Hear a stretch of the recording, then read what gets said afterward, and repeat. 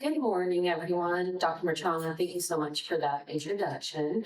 As mentioned, I'm presenting research called EuroWeb, and I am a urology resident. I'm a PGY2 at Washington Clinic Foundation. And so EuroWeb stands for Urology Resident Optimization of Wellness and Burnout using Biofeedback. It's a pilot study, but a good portion of today is how I can apply this to oncology. As mentioned, this is Dr. Rose's research that I did with him, and he gives his regards from somewhere else. I have no disclosures to make. I think the most frustrating part about burnout is that we talk about it really vaguely. We reference it as something you feel, maybe I'm burnt out, I think I'm burnt out. And on top of that, it's an extremely personalized experience. So how I would experience burnout may not be how you experience burnout. But contrary to those statements, it's actually a very objective thing, and there are objective measures. You just may not be using those to describe it at this moment in time. And whether we agree or not that burnout is objective versus subjective, the downstream effects of burnout are very much objective. So as mentioned, attrition, physicians leaving the field, that's a literal brain drain, the financial aspect of it, the medical errors that are unfortunately made when you're extremely tired, maternal morbidity and mortality amongst female physicians and surgeons are all very real and tangible outcomes of burnout. So part of this will be urology focused, but I promise we will expand. Surgeons, we're a little self-centered, so we think we're the most burnt out people out there. Urology residents have a very high burnout rate. It ranges between 38 and 40% throughout residency, up to 70% during second year. So I am on the cusp of finishing that. For practicing urologists, it's about 36% of people, and this is higher in women. Not that this is the competition, but I will say hematology oncologists do have a beat. Around 45 to 60% of you all are burnt out as compared to the urologists. And this isn't just the physician, but also ancillary staff, mid-level providers, you all count within the statistic.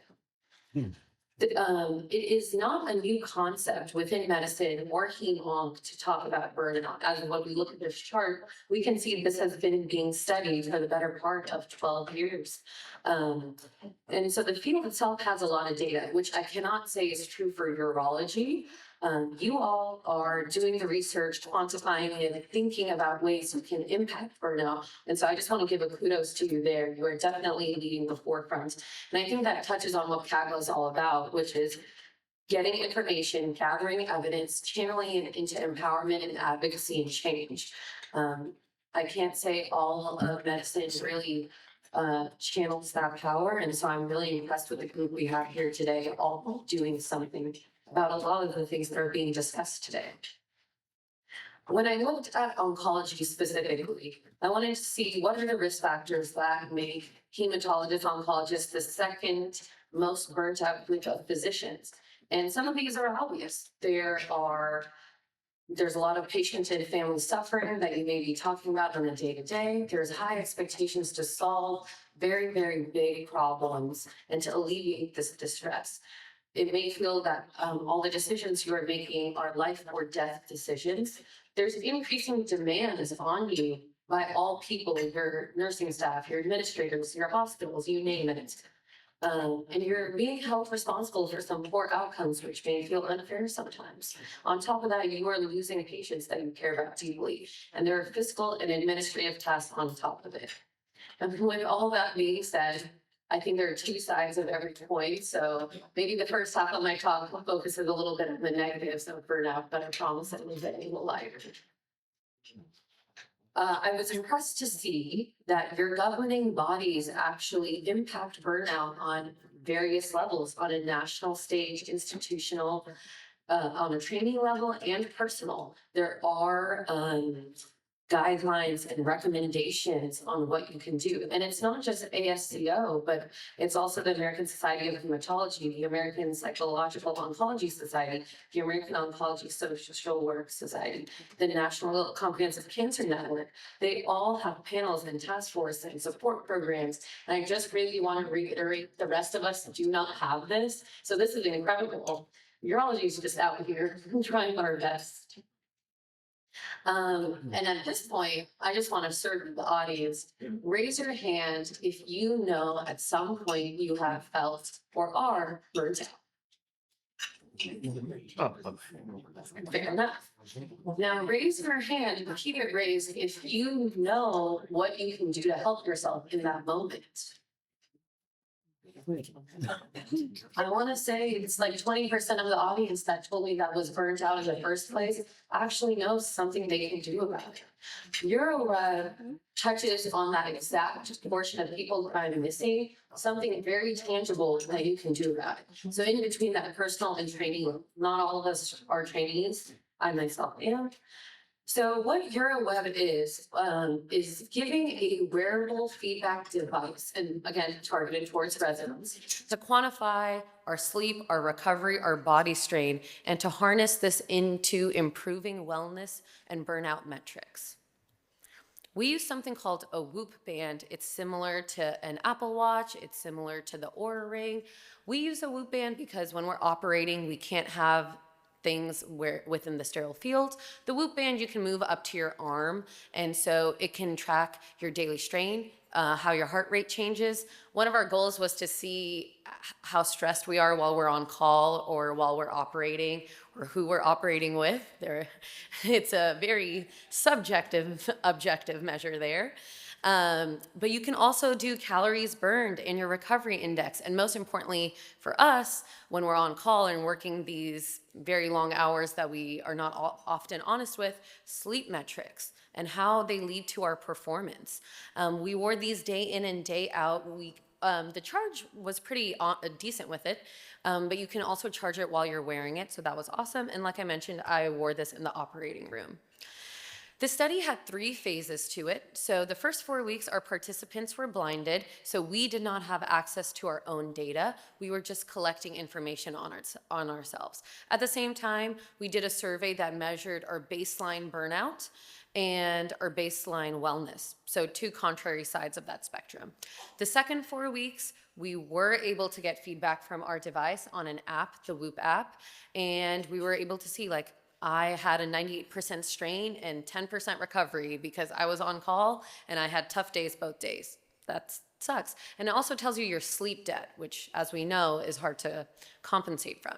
The last 4 weeks, we were given wellness targets. These are guideline-based wellness targets from the American Heart Association, from the CDC, and we were told to do our best to meet these targets while monitoring the change of our data in the app, and then adjust yourself to meet these targets.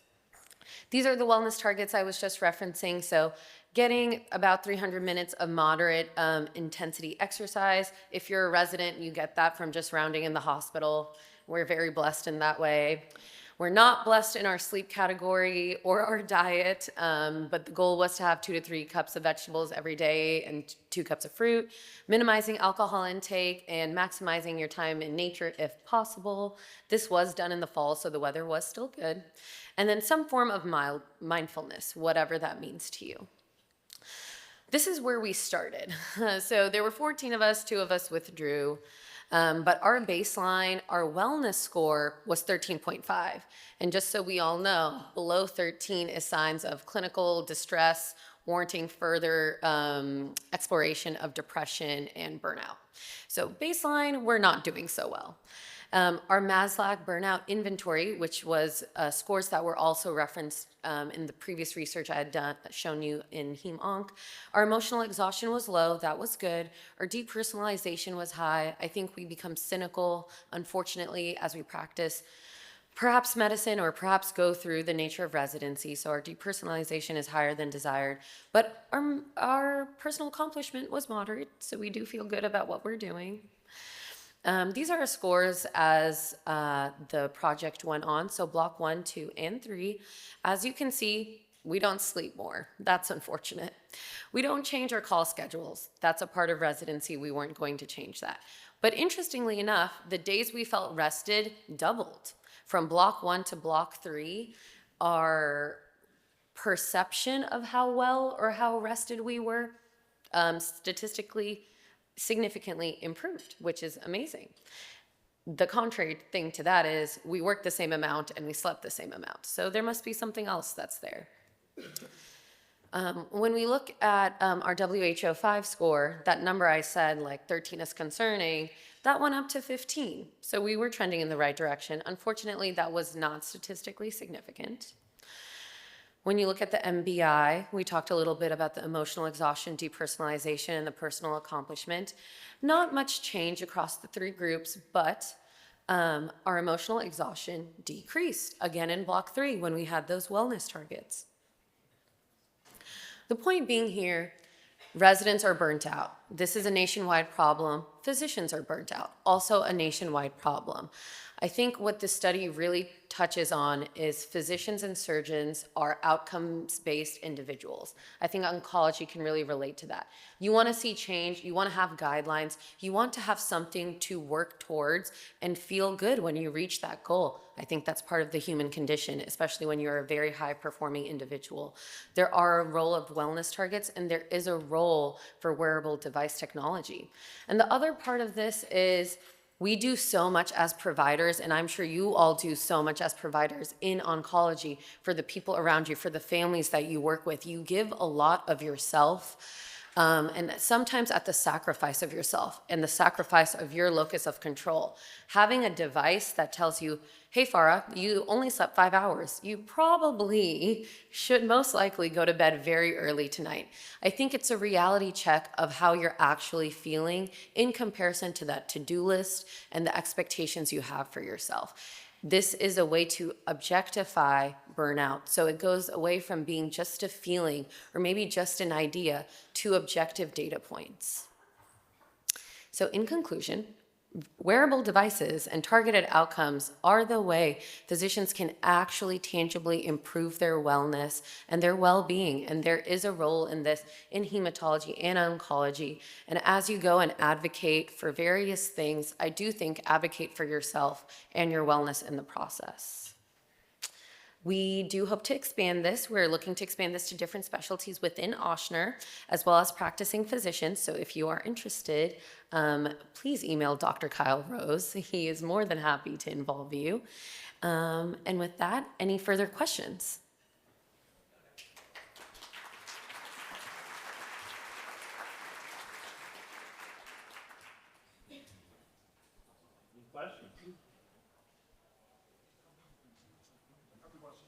Sure.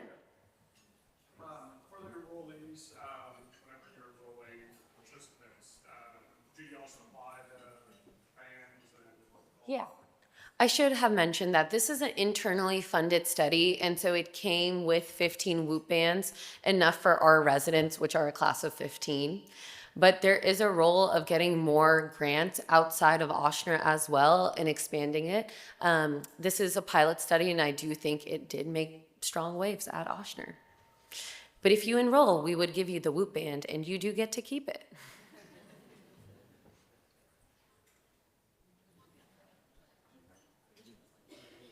Alrighty. Well, thank you.